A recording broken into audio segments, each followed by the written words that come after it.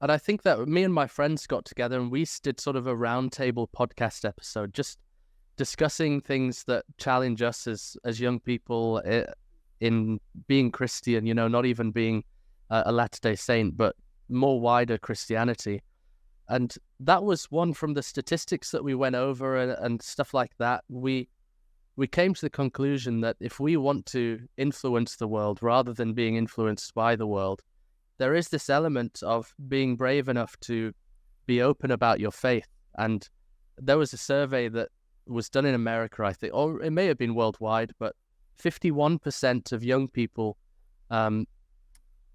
openly said on the survey that they were Christian, but only 8% actually showed the signs of a committed Christian, and they had a criteria for that. And that really, on the one hand, I was a bit disappointed that it was such a low number that were actually living what they said they believed. But on the other hand, I thought, doesn't that give you hope for being open about your faith? When I started the podcast, a few of my uni friends came and said, "Oh, I didn't know you were Christian." I love what you're doing. And I just thought, oh my goodness, I can't believe that I missed that opportunity, because I wrongly thought that they would think I was weird or crazy. Yeah, I read an article recently that said we are witnessing the death of casual Christianity.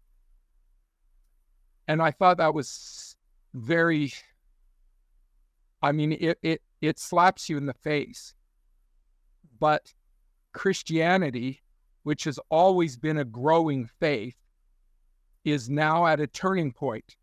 Elder Anderson spoke about that several general conferences ago. He said in the next 10 years, there will be more people leaving Christianity than entering Christianity. For the first time since Christ resurrected from the tomb. But it's exciting because he says, while the world speaks less of him, we will speak more of him. And the world needs Christianity. The world needs Christ, not less, but more than ever. There's a professor at Harvard named Arthur Brooks, and he's made quite a name for himself because he's considered an expert on happiness. Why? Because he's synthesized, brought together all the research that's been done on the subject, and he's tried to say, what is common in all of this research? It's very diverse, but what is at the core? And he boils it down to 4 basic pillars of happiness.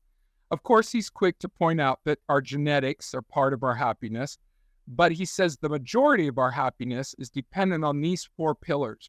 1, family. 2, friends. 3, what he calls fulfillment, losing yourself in something that's bigger than yourself. Caring more about something or someone than you care about yourself. And finally, faith.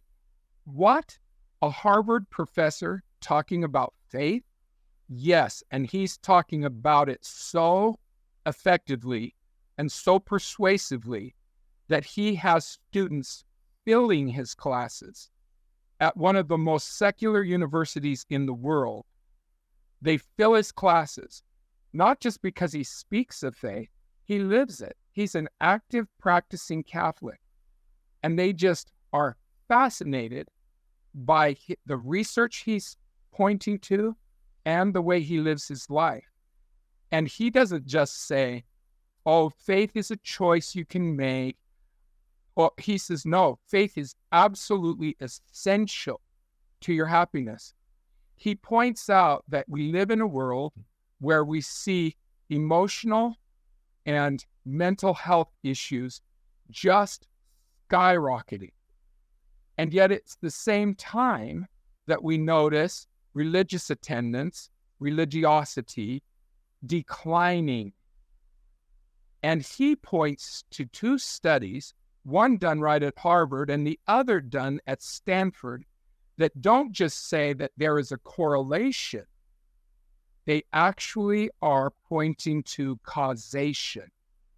They say the decline in faith, the decline in religiosity, the decline in religious attendance is actually causing the crisis of mental and emotional health that we are living with in today's world. Wow, that is pretty amazing stuff.